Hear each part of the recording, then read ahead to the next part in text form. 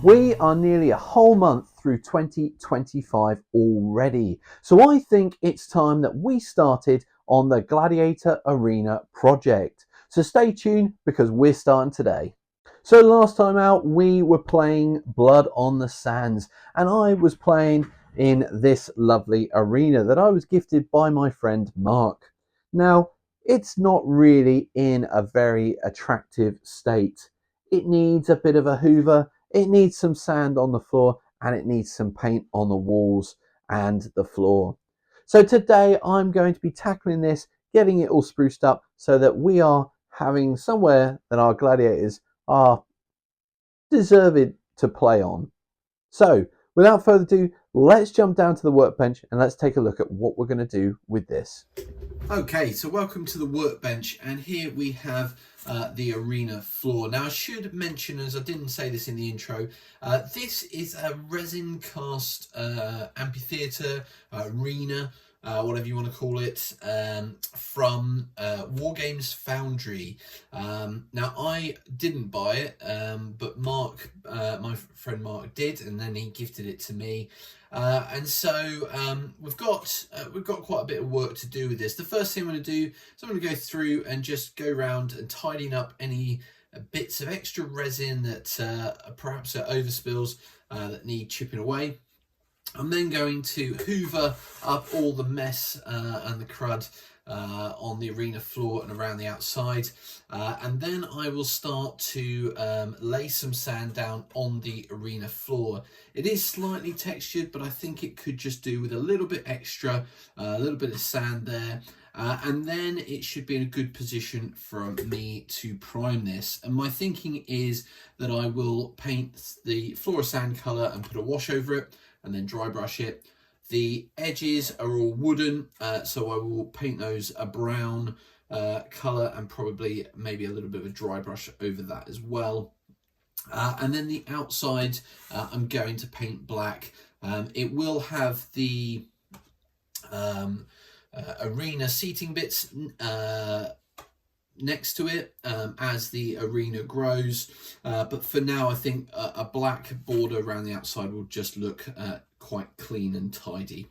So we're gonna jump into a time lapse, and you can see the work in progress as I go through this. So let's jump into that now.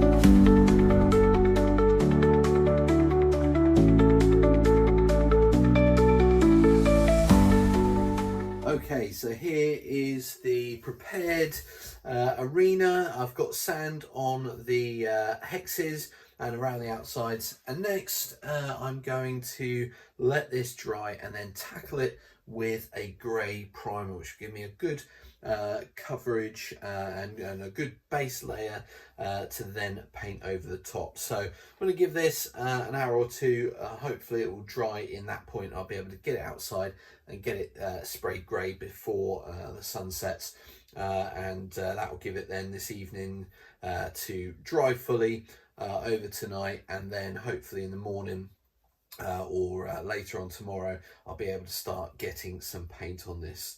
So we'll cut, but when we come back I should have this all primed ready for some paint. Okay, so here we have the arena. It's all primed up in its grey, and you can see there the ground cover there is nicely covered. The sand is looking pretty good. I've tried to avoid putting any big rocks on the hexes to try to allow the playing pieces to sit flat. I may have had one or two that have sat on there, and we'll just have to live with that. I might chip one or two off just before I start painting, just to make sure that we haven't got any, but generally speaking I think this is going to be okay. So the next thing I'm going to do is I'm going to paint the arena floor. I'm going to start with Vallejo khaki grey. I just want a sort of khaki base. I'm going to then probably dry brush that once that's dry, and then we'll probably put a wash over the top, maybe something like sepia. So anyway, I'm going to crack on with that, and then I'll come back once we've got the floor of the arena done, and then we can tackle the interior walls, which will be a sort of a wooden palisade colour, and then I'll probably, I'm debating maybe just taking the rattle can out and spraying the outside black. It'd be a lot quicker than painting it, but I'm not sure whether that will risk the inside. The other option is I paint this first and then work on the inside. But as I've got time to paint the inside now, I don't really want to spray this and then lose all that time not waiting for this to dry. So we'll go inside first, and then we'll come back once I have finished the floor. And welcome back to the workbench. So I have gone ahead and painted the flooring.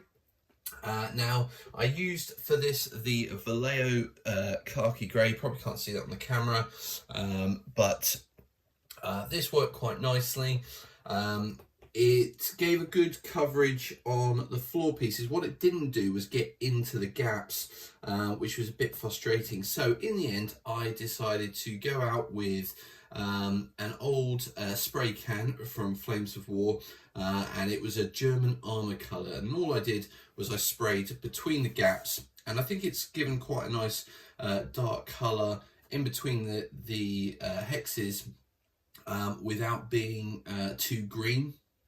What I'm hoping is a dry brush will just pull it all together.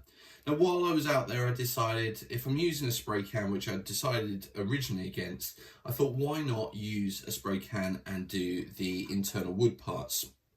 So I went and did that. I have had a little bit of overspray in a couple of places, but I don't think it's too bad. It almost in some ways adds a little bit of shadowing, and I think the dry brush will pull it all together, so I'm not too worried about that. And in some ways it could just be dirt, blood, whatever. So that was that. And then I thought, well, if I'm out there anyway, I will just spray the outside. And I've sprayed that in a black, and I'm quite happy with how that's come out. Now, the only issue I had with the spraying is that because of the weather in Britain at the moment, there's a lot of moisture in the air, and in some places, particularly on the brown around the outside, you can see where the moisture has affected it, and I may well decide to go over that maybe with some other colours, you know, some other browns. I'm not sure yet at this point. I'm just trying to think what would be best. Once I'd sprayed it, I probably left it outside for about half an hour to an hour, which was probably too long, noting the moisture in the air. But what I wanted to do was try to get as many of the fumes to move away from the piece as possible. Once I'd done that, I then brought it into my conservatory, closed the internal door and the external door, and just opened the windows and let it air out for probably 3 to 4 hours. And then when I went to bed, I just brought it into the kitchen and let it dry further in the warm air of the house. So that was my process. I'm relatively happy, considering this is not a great time of the year to be spraying. I'm pretty happy with how it's turned out. So my next step is to do some dry brushing on the ground surface and see how that goes out. I was going to use a wash, but I've decided it's probably not, the juice isn't worth the squeeze, so I don't think I'm going to do that. I think I'm going to go straight to dry brush and see how it comes out. And once I've done that, I'm then going to have a look at these walls and see what I think would be best, just to maybe make them pop a little bit more. I don't know, add in a few different brown tones to suggest different pieces of wood. You know, not every piece of wood is the same colour, so I might start doing a bit of that, and maybe a dry brush over the top of that. So anyway, I'm going to crack on with that, and then I'll come back with the result.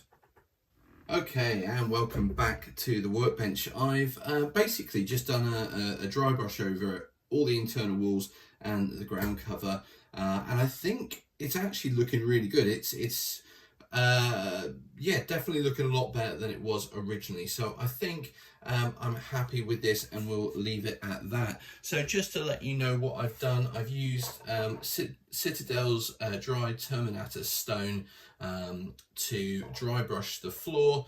It's picked up quite a lot of the sand and the small rocks that were there. Hopefully that won't affect gameplay at all. And I think where I did have some brown leakage from the walls onto the floor, it's picked out that, and it's just tied it in a little bit better with the internal colour. And also I think it's just brought it out and made it pop a little bit more. So I'm really pleased with that. Now in terms of the internal walls, I've given that a dry brush with a slightly lighter brown. This one is from Apple Barrel, which I believe you can pick up at Hobby Lobby in the US, and it's this one is called Territorial Beige. It's just slightly brown, slightly lighter than the original that I used, and I've dry brushed the top edges, picking out the edges of the wood, and I've also made sure the door got a good dry brush as well. So I'm really pleased with how this has come out.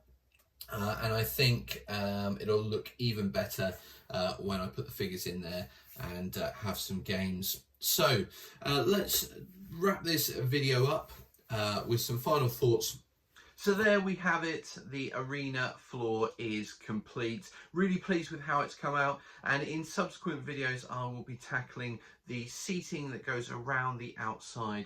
But my vision is that as I progress and my ludus grows, the arena will fill up with more people, and the arena itself will continue to develop and grow. So I do want this to sort of be like a journey tied in with my ludus and the game. Now, if you're interested in how I'm getting on with the various projects that I've got going this year, and just my general hobby activity, then check out my video next Sunday, where I'll be doing a channel update, letting you know what I've been up to, and hopefully there should be some good, really interesting bits that I've been working on in that video. So until next time, take care, stay safe, and we'll see you soon.